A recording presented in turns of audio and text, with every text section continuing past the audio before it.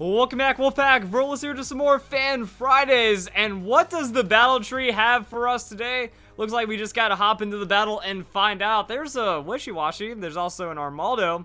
Haven't seen too much Armaldo, guys. So maybe the battle tree has one of the craziest Armaldo sets we will ever see, or that will ever grace this game. And then Vaporeon's pretty nasty overall. So Garchomp Armaldo, kind of like a neutral-ish matchup, but we're just going to see what ends up happening. Garchomp with that Swords Dance, and you know what, in theory, this seems like a good way of tackling the battle tree, but that's going to be an X-Scissor from the Armaldo, so just trying to go straight damage into the Garchomp, and it looks like the Garchomp is going to get that Swords Dance into the Earthquake.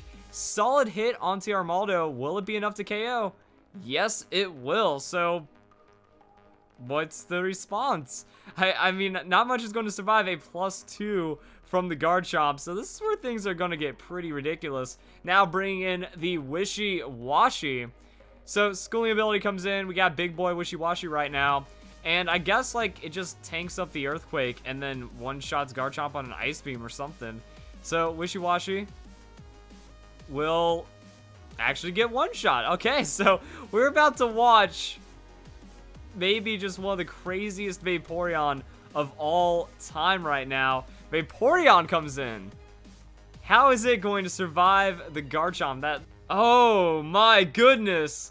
Vaporeon has a Quick Claw clutch outspeed from the Vaporeon, and then Garchomp will go down because of it. So there it is. You know, you can outspeed with the Garchomp. You can do a lot of damage with the Garchomp, but then all it takes is the Quick Claw, and it's the battle tree. So the battle tree will turn that into a 100% chance to say screw you.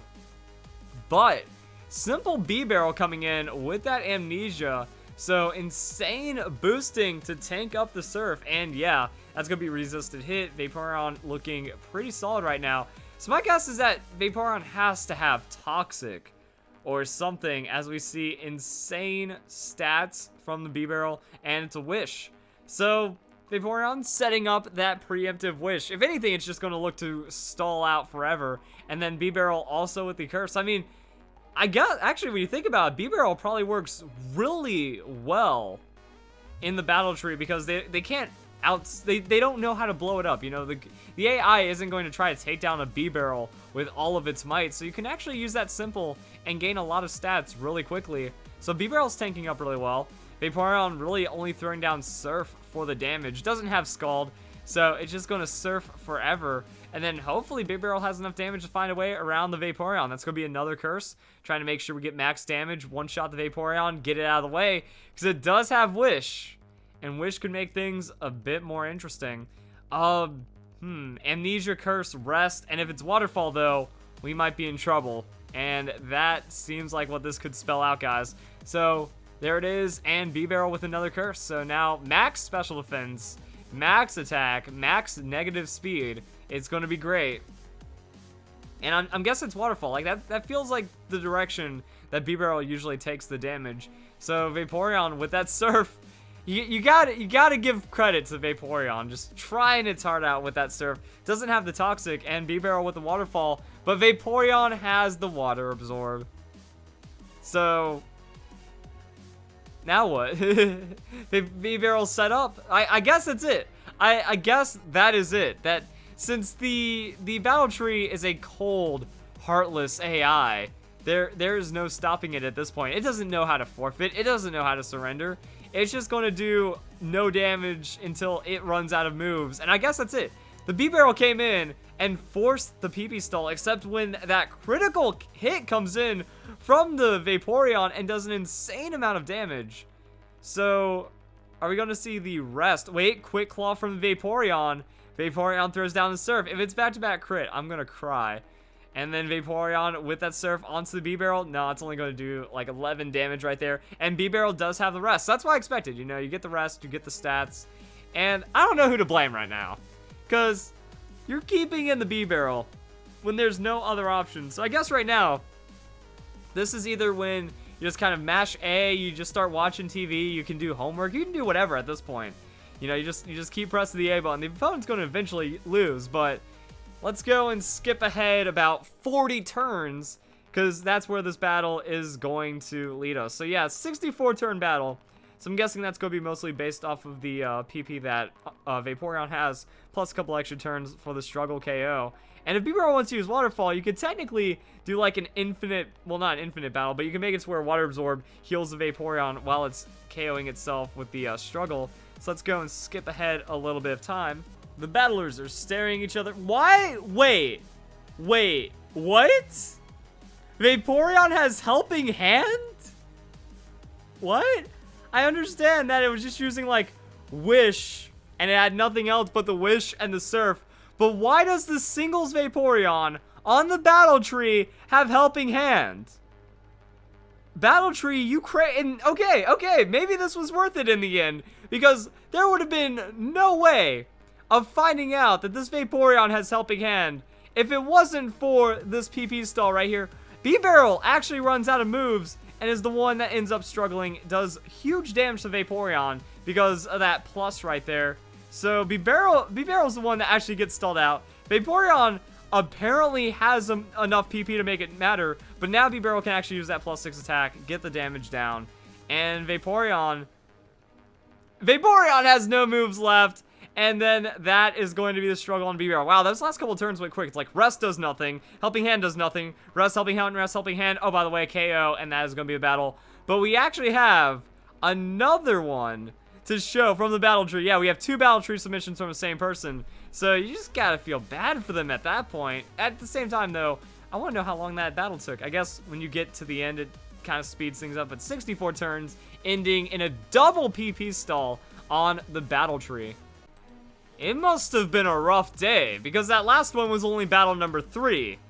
Now we're in battle number 5. So I guess it could have been at a different time, maybe, because it is a different team. But at the same time, after that third battle, it's like, okay, I'm switching up my team. I don't want to deal with that anymore. Boom. 2 battles later. Oh, yeah, you're going to deal with it, because that's the Battle Tree right there. I mean, it's crazy, because I get these Battle Tree submissions where the Battle Tree will, like, intentionally PP stall.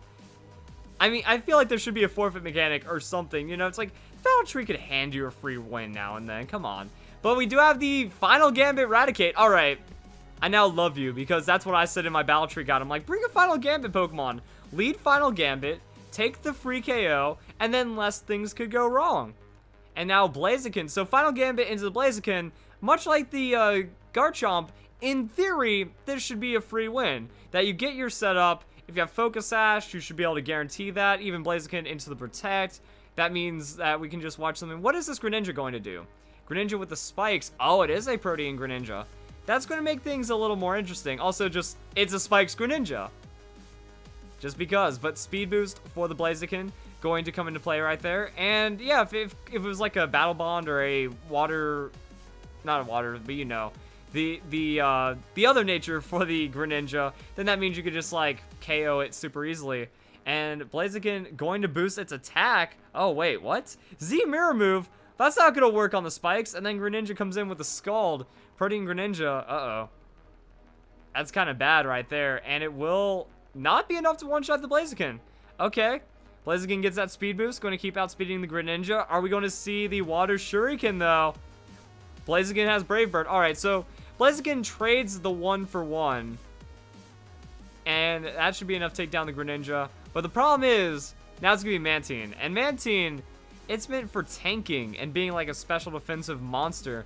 It's not meant for KOing Pokemon. Let's see what the Mantine does. So that's going to be into the Nidoqueen. So Nidoqueen versus that.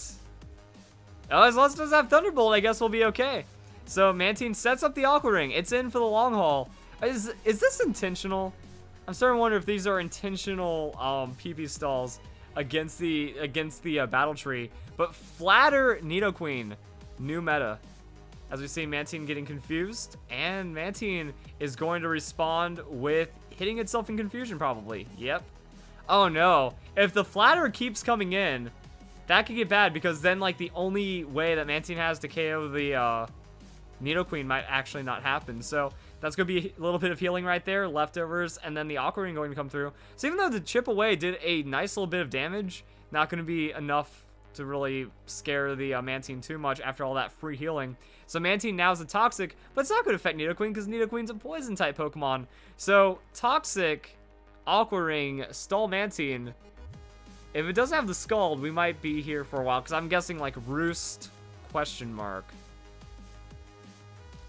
And then Mantine just has insane amounts of sustain. So we'll snap out, we'll have the Protect. Oh, this is bad. Okay, so now let's skip ahead 50 turns. And are you kidding me? The Nidoqueen also has Helping Hand? That is not what I expected at all. Like, I'm very conflicted about posting this for Fan Fridays because this doesn't feel like it's something impressively crazy. Like, the Battle Tree isn't hacking you out. I almost don't have sympathy at this point because it feels like you did this to yourself. I mean, come on. I know you're better than that. I know you're better than Z-move spikes into the Greninja, and then the way the Mantine played, and then the way you kept in the Bibarel. I want to think that it was intentional that you created this scenario. But in the end, you did discover Singles Helping Hand is all over the Battle Tree, apparently.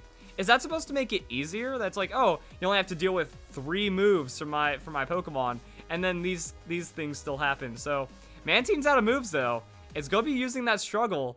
Does Mantine lose in the end? Oh, wait, but it has Aqua Ring and the Leftovers, though.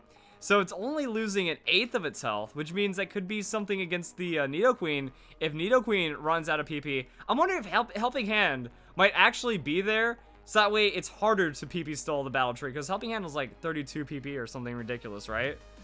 So that's going to be Struggle onto the Nidoqueen. Wait, this might be the craziest ending of all time. If the Struggle damage is going to be enough to take out the Nidoqueen, and because of the Leftovers, it'll be able to survive.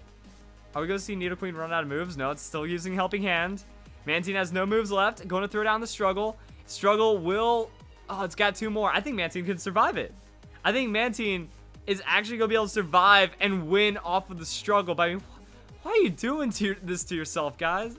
Man. Oh. Oh, wait. Never mind. I just figured it out. I just figured out this is intentional. This is intentional. Mantine used Struggle onto Nidoqueen. Nidoqueen will survive, but Mantine has enough health, and then it'll survive, get the Leftovers, and it survives the Struggle. But I think we have discovered the most niche and weird thing on the Battle Tree right now. Oh, I guess I took much too large of a screen region right there. Let me try that again, because the battle's over. That's going to be Mantine using Struggle onto the Nidoqueen, and then we can pull this up. And I get it now. Why is the Battle Tree such a struggle? Well, you don't need to be asked that question, because you kind of put yourself to be fair, in that position to be fair. But I thought when I was reviewing these codes, that struggle meant, yeah, it is a struggle. That the Battle Tree is annoying, it'll hack you out, and that it's one of the most brutal things we've ever seen. Like, the Battle Maison seemed brutal, the Battle Tower's been brutal, but the Battle Tree seems to be on a new level of making sure that you cannot complete it. So it's like, oh, it's a struggle. No, this is a literal struggle. And I feel like it was intentional. And if not intentional, just very unfortunate, because Mantine had Roost, Protect, Toxic, and then Aqua Ring. So, unfortunately, the last Pokemon that the Battle Tree brought in was a Poison type. Same with the Bibarel. Bibarel was Waterfall, but that left a Water-absorbed Pokemon to come in and wall it out. And then we find out that at the end of the day, they just have Helping Hand for no reason. I don't even know how to classify this one, except just strange. And yeah, I'm kind of speechless in the end of that one. So, hope you guys enjoyed this video, and I'll see you for the next Fan Fridays.